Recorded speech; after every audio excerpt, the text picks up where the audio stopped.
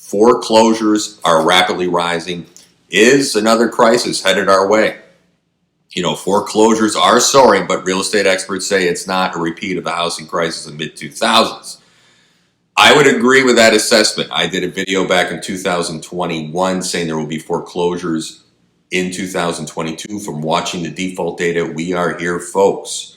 And it's happening. So foreclosure numbers climbed to their highest levels since the onset of the coronavirus pandemic in the first quarter this year. That's what all the data showed. Knew it was coming, continuing their rise following the expiration of the federal borrower programs. We knew when those programs would end, we'd be in some troubles. So the U.S. foreclosure starts reached pre-pandemic levels in August, my friends. And yes, as I said before, the base is low. I know that, even though foreclosures are up 700% because of those government programs, the base is low. So the number of defaults, though, is up big time this August nationwide. So if we look at some of the states, California, Florida, and Texas had the greatest number of foreclosure starts.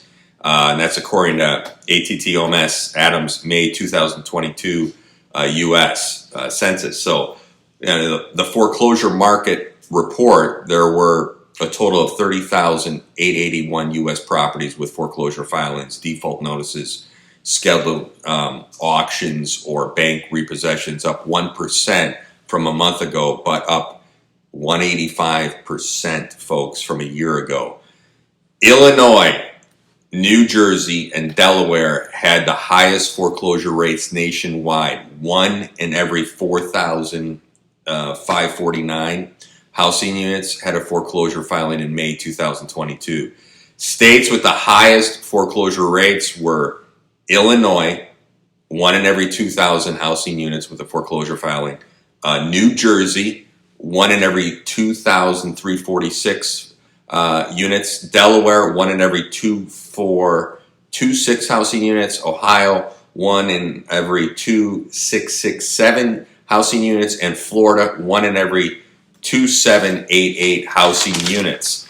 So researchers at ATTOM Data Solutions, the business intelligence provider and parent company of online marketplace for distressed properties, Reality Track, found a total of 78,271 properties with foreclosure filings in the first 3 months of 2022. So this is the first 3 months of 2022. The number represents a 39% increase from the previous quarter and also came in at 132% higher than 1 year ago when services when the services were prohibited from initiating foreclosure proceedings. We all know about that. So the Consumer Financial Protection Bureau rules protecting homeowners lapsed at the end of last year, likely contributing to the elevated activity early this year. We all knew when those programs would end, we'd have some problems.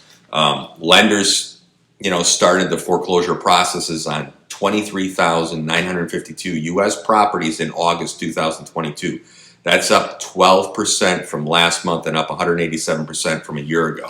So 2 years after the onset of the COVID-19 pandemic and after massive government intervention and mortgage industry efforts to prevent defaults, foreclosures, starts have almost returned to 2019 levels, ladies and gentlemen. So August foreclosure starts were at 86% of the number of foreclosure starts in August 2019. But it's important to remember that even then, foreclosures activity was relatively low compared to historical averages.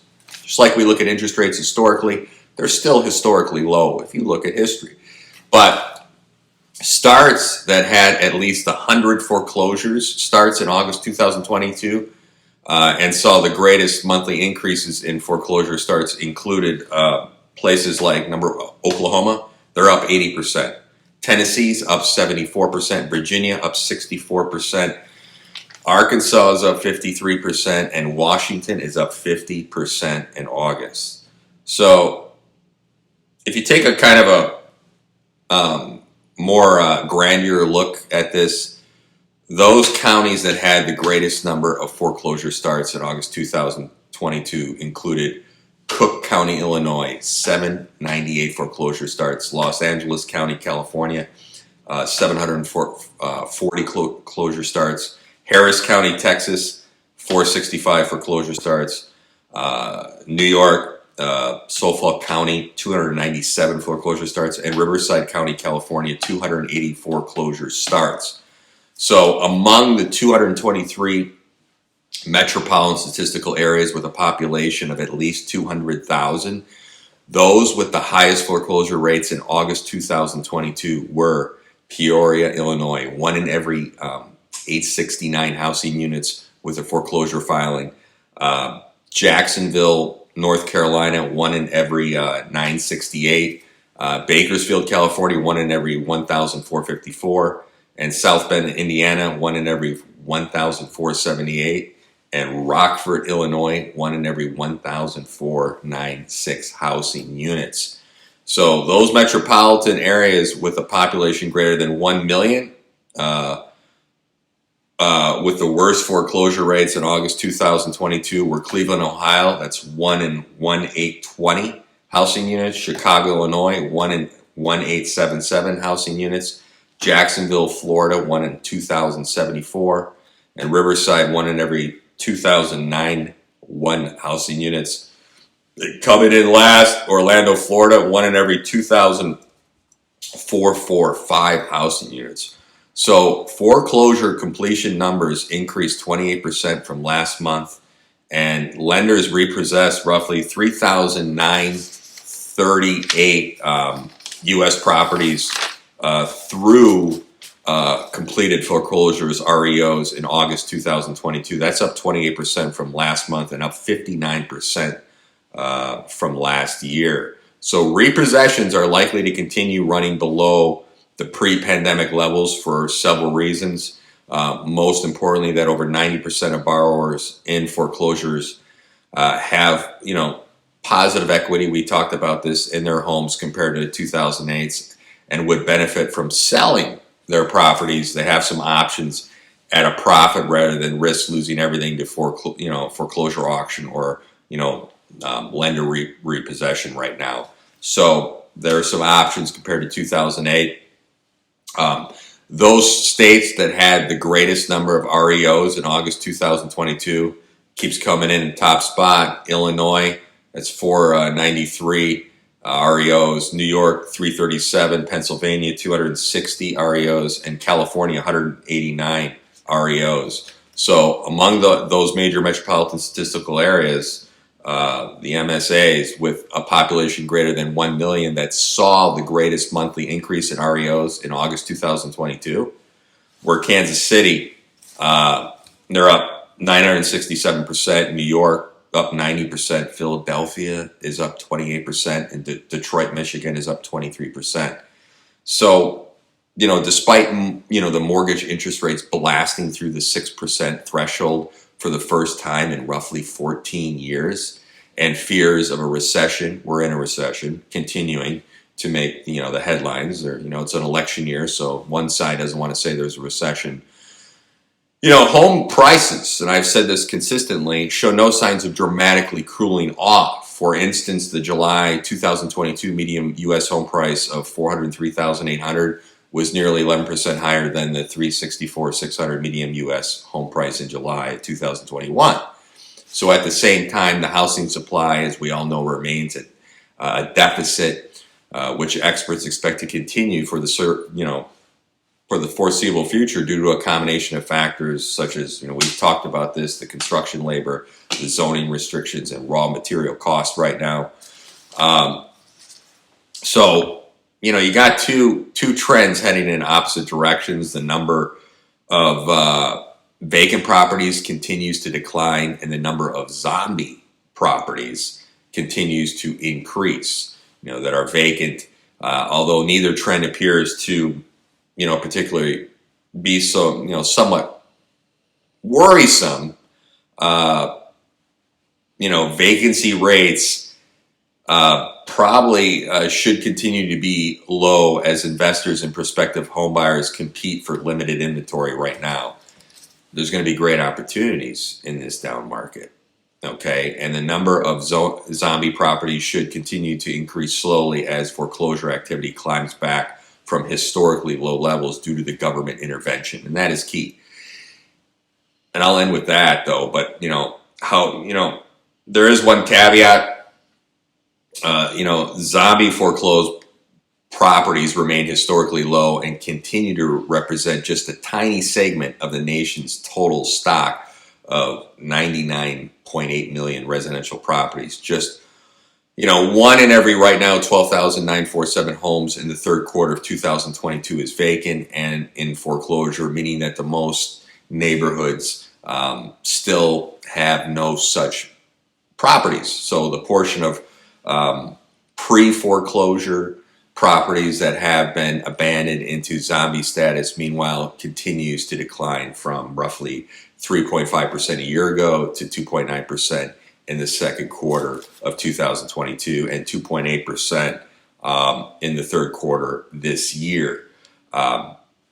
So to put a bow on it, to sum this all up, of all 50 states, California had the most foreclosure filings at 4,241. Vermont had the least at 3. As for the states with the highest foreclosure rates, and it's been consistent, Illinois, Delaware, South Carolina took the top 3 spots. 2 regions, the Great Lakes and the Midwest, tied for having the largest presence among the 10 states that ranked the highest for foreclosure rates. The states in the Great Lakes region were from highest to lowest. Coming in again, Illinois. I wonder why. Illinois? Could it be all that crime? Ohio and Indiana. The states in the Midwest region from highest to lowest, Delaware, we talked about that, New Jersey and Maryland.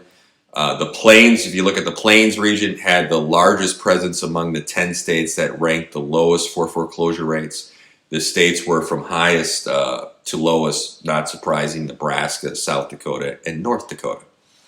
So that's interesting. And like I said, in the last crisis, 860,000 homes foreclosed in 2008.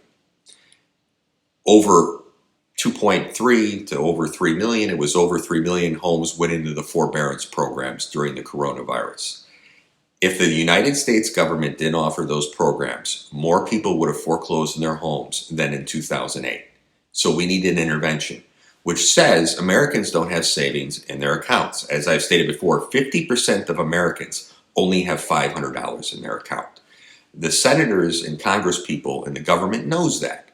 That says we're very unhealthy, and we choose to give, all this money for global wars to other countries.